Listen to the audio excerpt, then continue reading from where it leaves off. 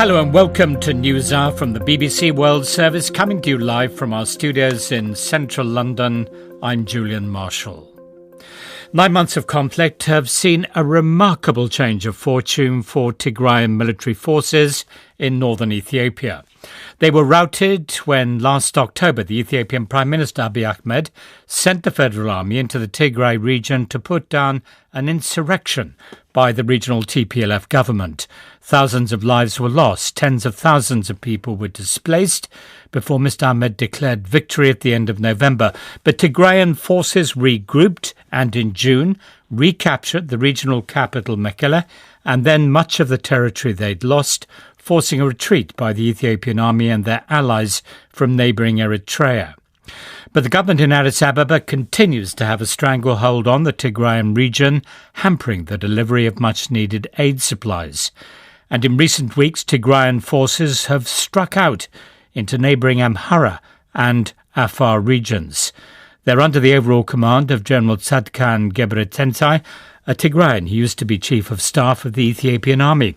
In a rare interview by satellite phone to Tigray, I asked the General why his forces had taken part in the incursion into Afar region.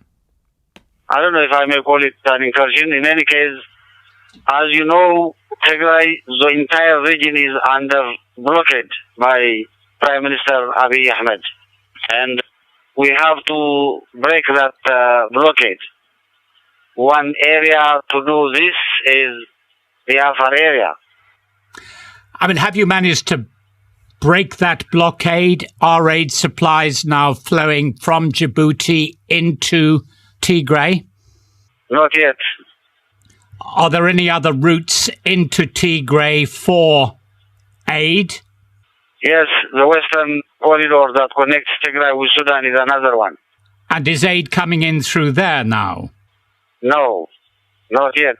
OK, well, let's just turn to the Amhara region. And again, I'm asking you why the need for incursions into Amhara by Tigrayan forces?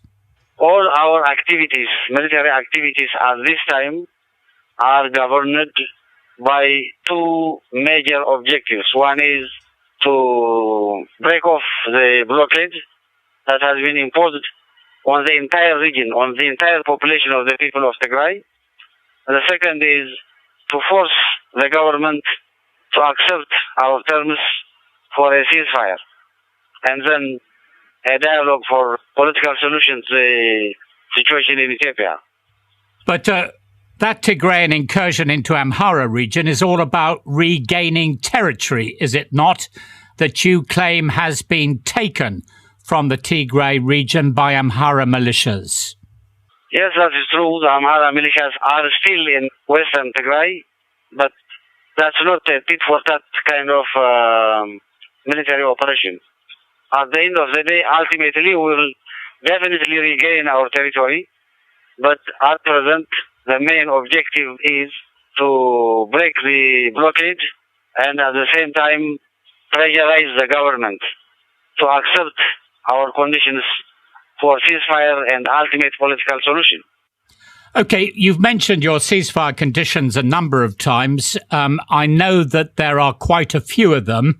So could you perhaps tell me which are the principal conditions under which Tigrayan forces would lay down their arms? Because, of course, the Ethiopian government says it has already declared a unilateral ceasefire. As you know, this unilateral ceasefire is a non-starter. We have put three conditions. Number one, the siege or the blockade has to be lifted. All humanitarian assistance has to flow into Tigray. The second is to stop the persecution of Tigrayans in Addis Ababa. And the third is release political prisoners. All political prisoners, not only thousands of Tigrayan officers who have been serving gloriously in the Ethiopian armed forces and other Tigrayans, but other major political actors in the Ethiopian political space. Once the ceasefire agreement is reached upon, almost immediately there has to be an inclusive political dialogue that includes the major political forces in Ethiopia, finally to arrive at a transitional arrangement to decide on the political future of the Ethiopian state. But who are you as one region of Ethiopia to try to determine the political future of the entire country? You are just one region. No, we did not say we are to determine the political future of Ethiopia. I said we will be a partner in the determination of the political future of Ethiopia with the major political forces in Ethiopia once the ceasefire has been agreed upon. But what kind of a relationship do you foresee Tigray having with the rest of Ethiopia?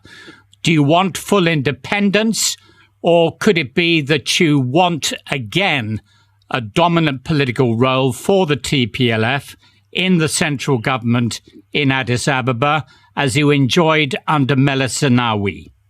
The second alternative you raised is not an alternative. As to the first alternative, that is, what kind of future do you see in Tigray, that will be decided upon the coming political processes. And it will be decided by the people of Tigray, not by a political party. Ultimately, it shall be decided by the free will of the people of Tigray. So what you're suggesting is a referendum on independence in Tigray? Whether independence or federal arrangement or any kind of arrangement, yes, a referendum after the dialogue that includes the political forces in Ethiopia. I am telling you, the first thing has to be the ceasefire to be agreed between the warring parties alone, and then there has to be a political process that will lead into a political settlement. Whatever that political settlement might be will be discussed in the future and in the general public.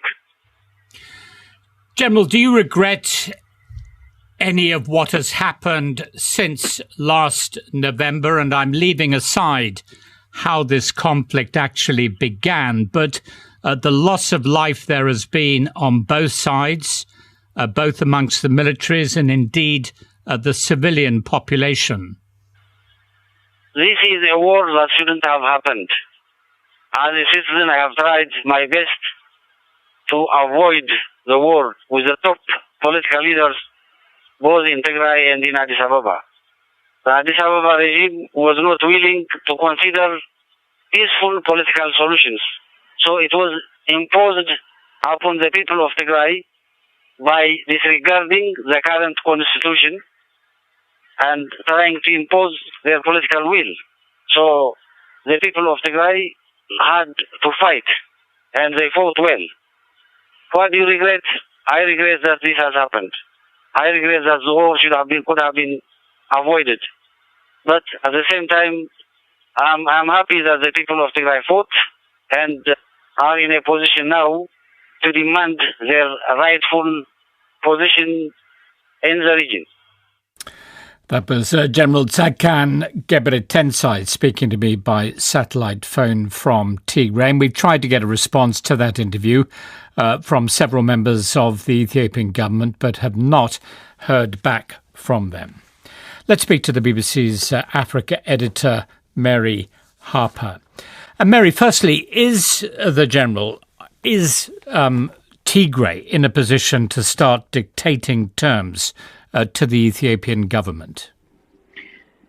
Tigray might think that it's in that kind of position because it has had some astounding military successes in recent weeks after being pretty much booted out, at least in terms of sort of significant towns and other areas, by federal forces and many regional militias. There was an astounding turnaround, and they recaptured the capital of Tigray, Mekele, and several other areas. There was a kind of routing of the Ethiopian defense forces.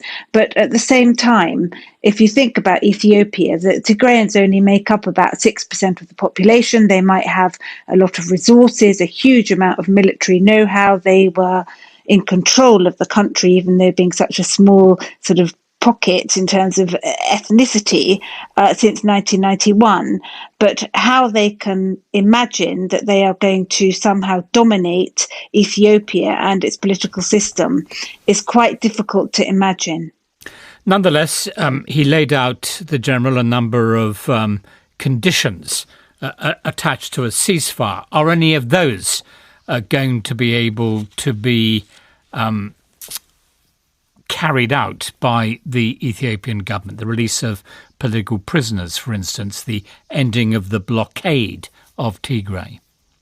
There's so many contradictions in all of this. I mean, in terms of the demands of the Tigrayan forces and the Tigrayan kind of regional authority now there, even though some of them seem quite reasonable in terms of they want the harassment, the persecution, as they see it, of Tigrayans elsewhere in the country, especially in the capital Addis Ababa, to cease. They want humanitarian aid to be able to enter the territory. Somehow the Ethiopian federal authorities don't really want to capitulate to these demands. They say they've declared a unilateral ceasefire, which the general himself, General Tzadkan, and others have said is completely meaningless. So at the moment, it really does look like a stalemate, both in terms of the sort of political future and the military future of Ethiopia. Nonetheless, with Tigray being so insistent on going its own way, is that going to infect, if I can use that word, the rest of Ethiopia? Is it going to lead, do you think, to the fragmentation of the country? That's what a lot of analysts and Ethiopians are saying, that basically what we're beginning to see is a kind of Yugoslavia model balkanization of Ethiopia.